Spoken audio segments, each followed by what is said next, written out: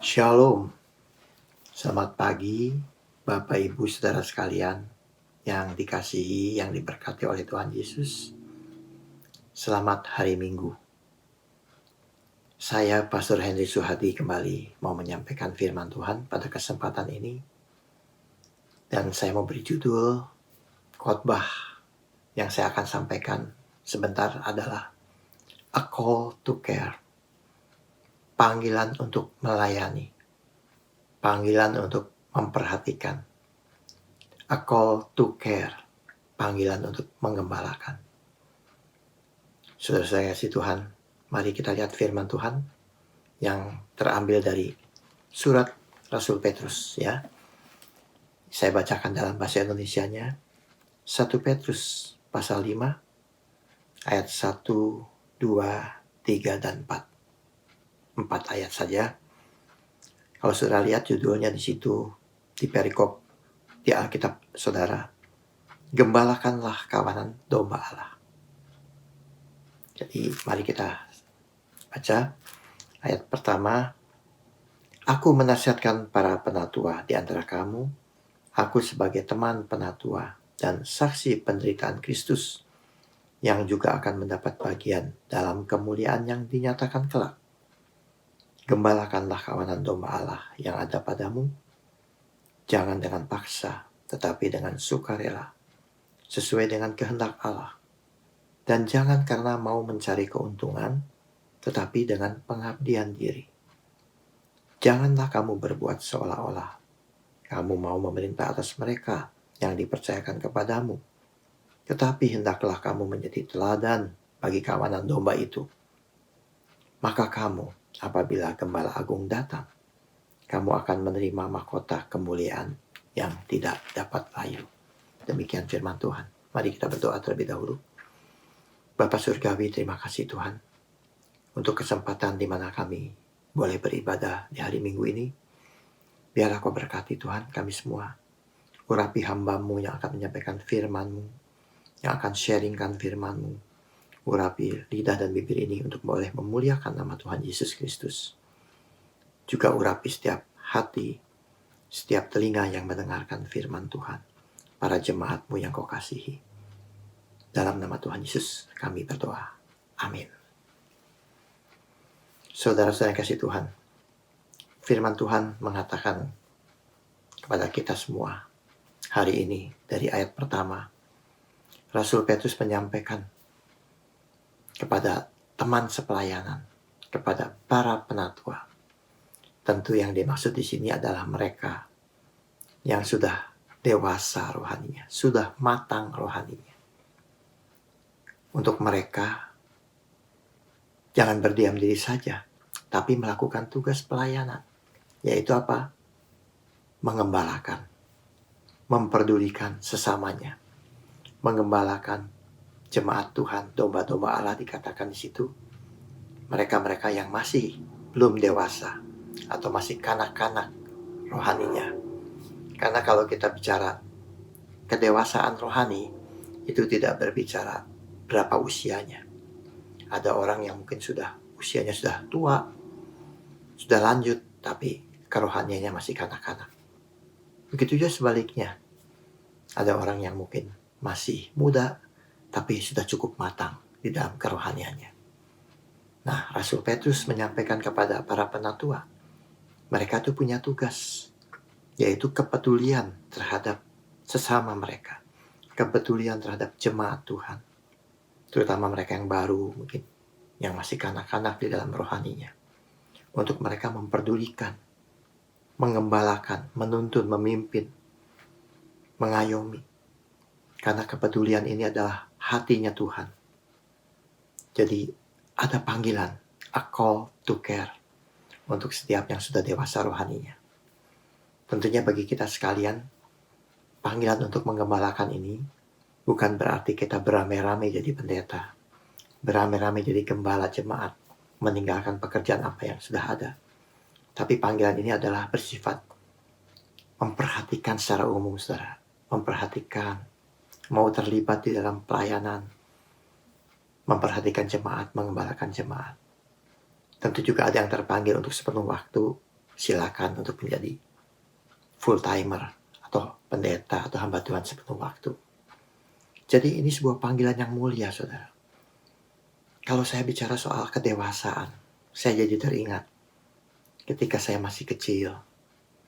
Usia saya waktu itu mungkin sekitar 10-11 tahun paling banyak. Beberapa kali saya diminta bantuan tolong oleh ayah saya untuk mengantarkan berkas yang tebal, kwitansi bisnisnya kepada rekan atau teman bisnis, partner bisnisnya. Ya, beberapa kali saya dimintain tolong untuk mengantarkan berkas tersebut yang tentu punya nilai yang tidak sedikit. Karena berkas tersebut kalau diantar melalui jalan besar, itu take time, perlu waktu yang lama. Mungkin paling tidak 30 menit ya berkendaraan. Tapi saya pada waktu itu, ayah saya tahu bahwa saya tahu jalan tikus, istilah jalan cepat melalui gang ya. Dan cukup 10-15 menit saya bisa tiba di rumah bapak yang dituju. Jadi singkat cerita, saya lakukan tugas yang ayah saya perintahkan.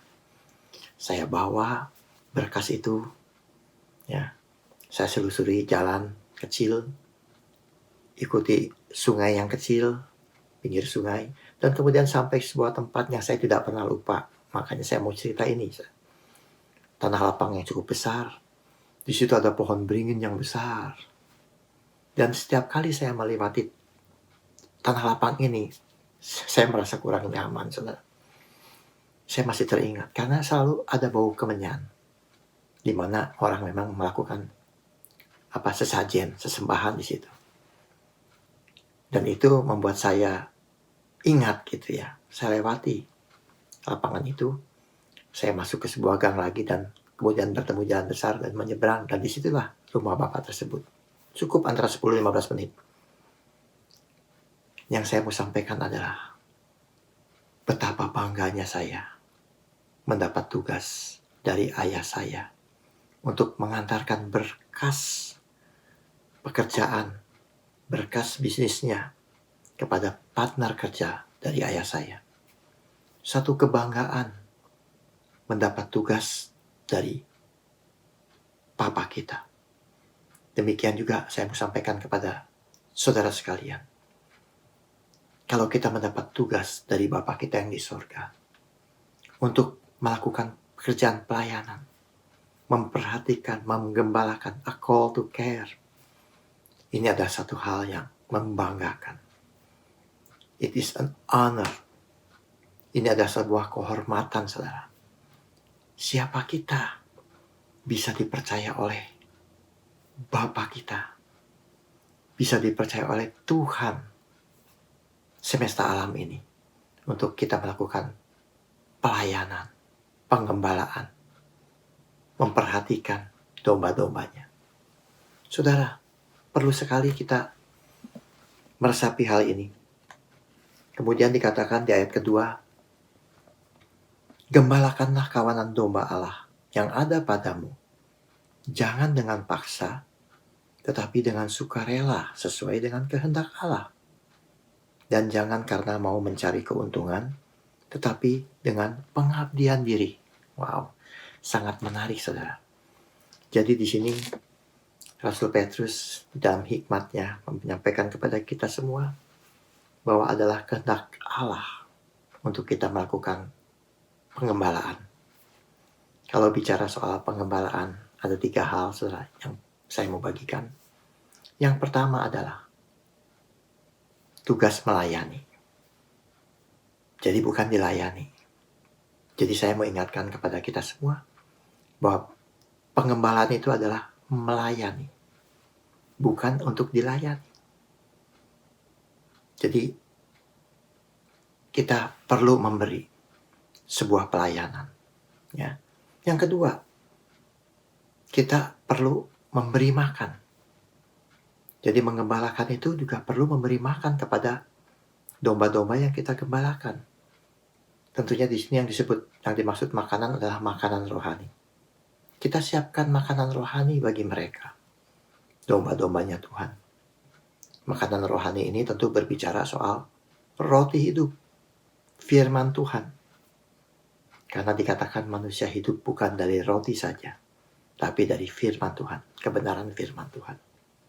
Sebagai pengembala, pemerhati, pelayan jemaat, kita harus bisa menyiapkan dan memberikan makanan rohani bagi mereka. Tidak mungkin kita bisa memberikan apa yang tidak kita punya. Oleh karena itu, kita harus isi kerohanian kita setiap hari. Kita kasih yang fresh, makanan yang fresh kepada diri kita sendiri, manusia rohani kita. Dan kemudian kita bisa bagikan kepada jemaat yang Tuhan percayakan. Ya, kita bisa memberi apa yang kita punya, saudara. Yang berikutnya, yang ketiga adalah memperhatikan, memberi perhatian, berjaga-jaga atas jiwa mereka. Kita perlu menjadi pendoa syafaat bagi jemaat yang Tuhan percayakan.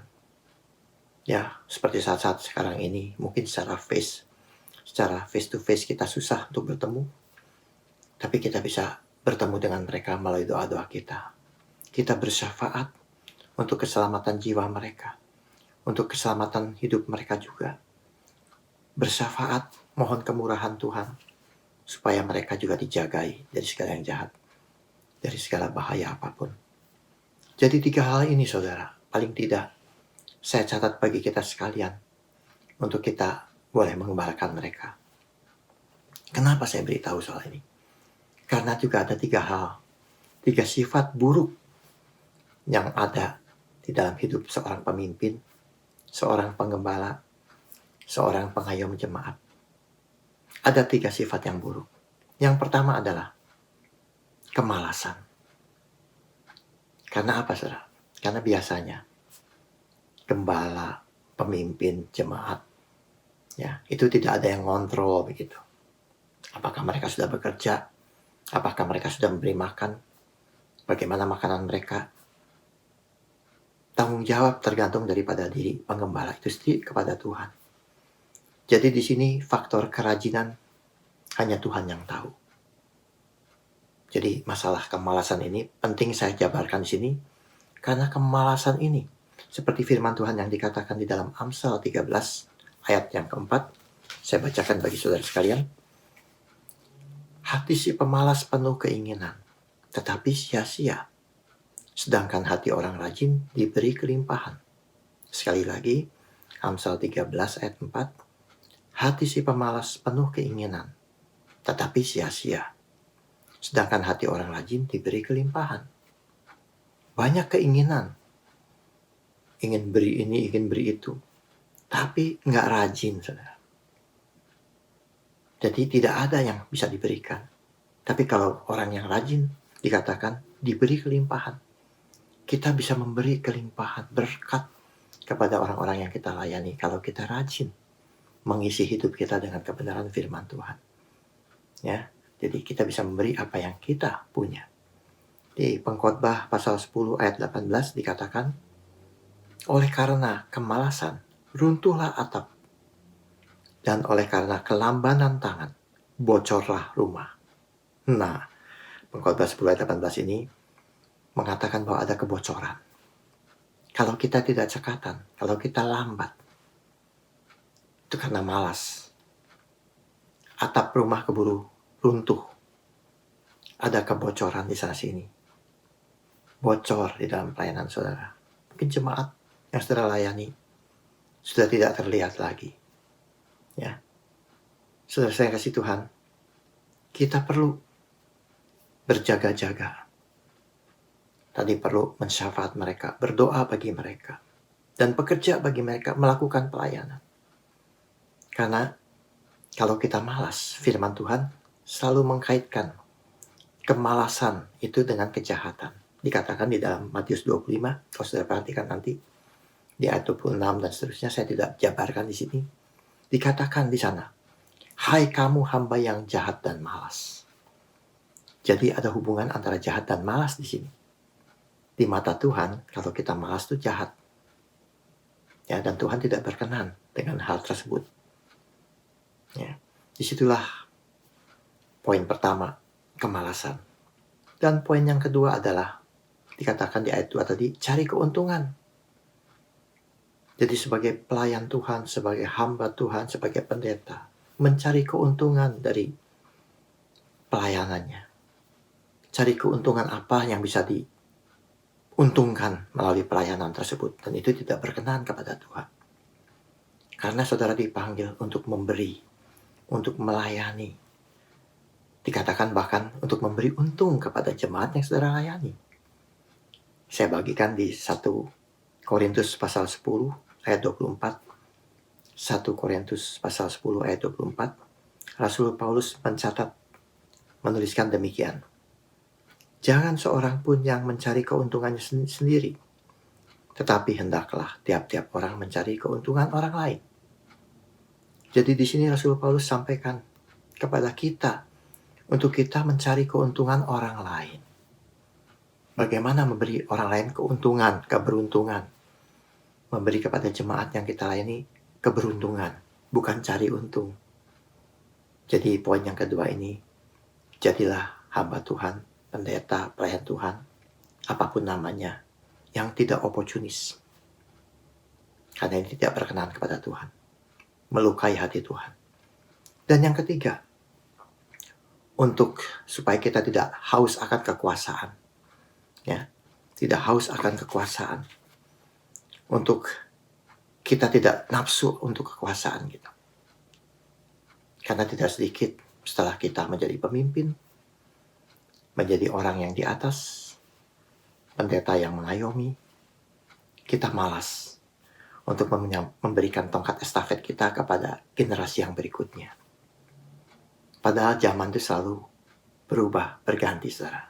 Bukan berarti pekerjaan kita tidak terpakai lagi, tapi mari kita serahkan tongkat estafet yang Tuhan percayakan itu dengan kehendaknya Tuhan tentunya kepada generasi yang berikutnya yang sudah siap untuk mereka bisa maju, diberikan kesempatan melanjutkan tugas pelayanan, dan kita pun tetap melayani dengan caranya Tuhan, saudara. Pelayanan tidak akan pernah berakhir.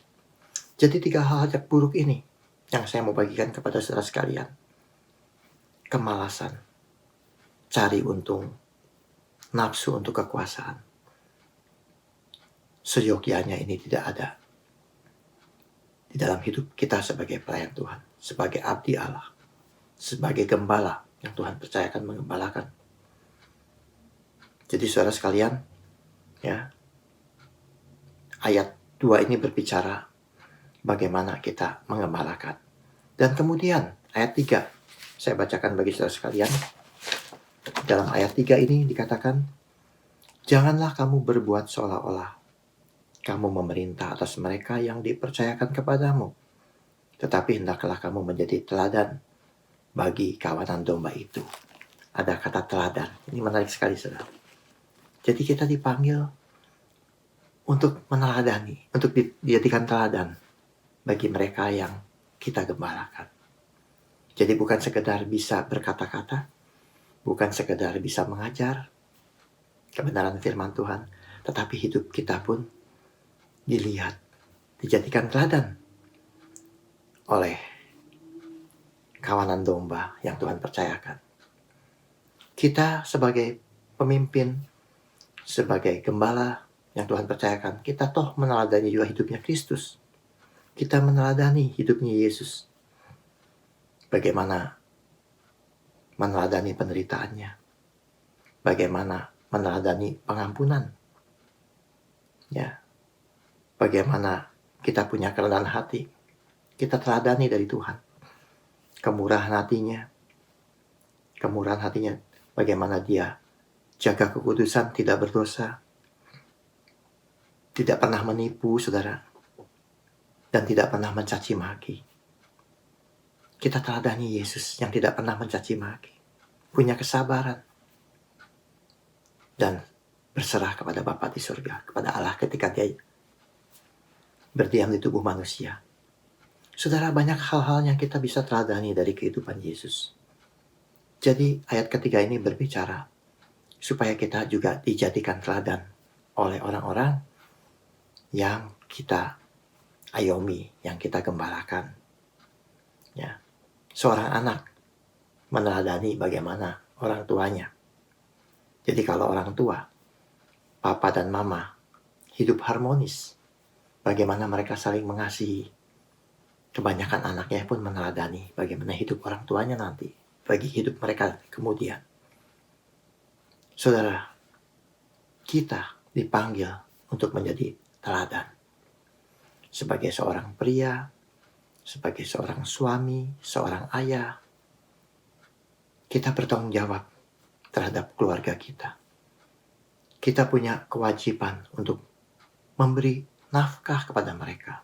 Sebagai kepala keluarga, kita ada di depan mereka, menjaga mereka. Kita juga harus menjadi teladan bagi mereka, keluarga yang kita ayomi. Ya. Dan itu dilihat oleh anak-anak, saudara. Sebagai papa, sebagai suami, sebagai pria. Dan itu tentunya akan dicontoh oleh anaknya. Bagaimana papa berkata-kata kepada mama. Bagaimana papa mengasihi mama. Ya. Demikian juga ibu. Bagaimana sebagai seorang wanita, seorang ibu, seorang istri, tunduk, sayang kepada suaminya, membela suaminya, menolong suaminya, membesarkan, memelihara anak-anaknya. Ya saudara, itu dilihat semua oleh anak-anak. Jadi teladan ini berbicara perbuatan. Dan anak-anak lebih bisa melihat perbuatan daripada mendengar. Ya.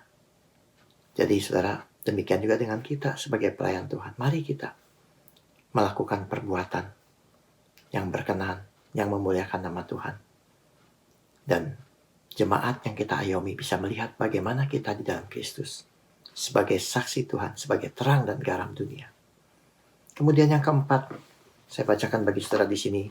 Dikatakan apa saudara? Ayat keempat, 1 Petrus pasal 5. Maka kamu, apabila Gembala Agung datang, kamu akan menerima mahkota kemuliaan yang tidak dapat layu. Ada rewards, ada upah. Tapi upahnya dari Tuhan. Yaitu mahkota kemuliaan yang abadi. Kemuliaan yang abadi, saudara.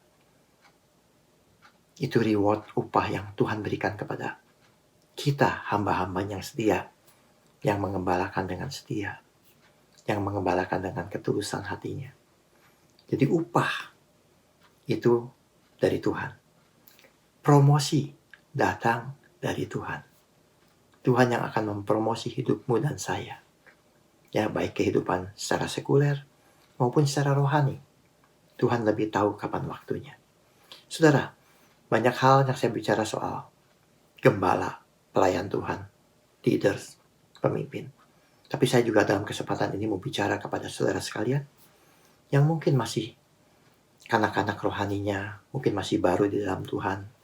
Ya, saudara sebagai domba-domba Tuhan yang masih perlu digembalakan, saudara harus memiliki hati yang selalu mau belajar dan mau bertumbuh. Milikilah kerinduan untuk bertumbuh, saudara.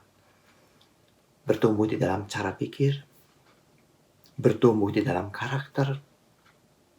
Ya, bertumbuh di dalam karakter ini berat, saudara, saya tahu. Ya, bagaimana seorang yang suka marah bisa menguasai kemarahannya dan sebagainya, saudara. Bertumbuh di dalam kebiasaan yang baik. Bagaimana melakukan hal-hal yang baik. Orang di luar sana, di luar Tuhan, saudara. Banyak orang-orang yang baik, yang istimewa. Kita sebagai pengikut Yesus Kristus, kita diset oleh Tuhan sebagai terang dan garam dunia. Tentunya harus lebih sebetulnya daripada mereka. Kebaikan hati kita harus bisa dilihat oleh orang banyak. Ketulusan hati kita bisa dirasakan oleh orang banyak. Saudara saya kasih Tuhan, mari kita berjalan di dalam kebenarannya. Kita mau selalu haus dan lapar untuk bertumbuh untuk maju di dalam Kristus. Ya, karena tadi seperti saya katakan, hidup ini adalah sebuah perjalanan rohani. Tuhan akan tuntun kita, akan pimpin kita. Kita tidak perlu khawatir akan hari esok. Karena di dalam Kristus kita selalu punya hari esok. Di dalam Dia ada iman, pengharapan, dan kasih. Jangan pernah kita tinggalkan hal ini.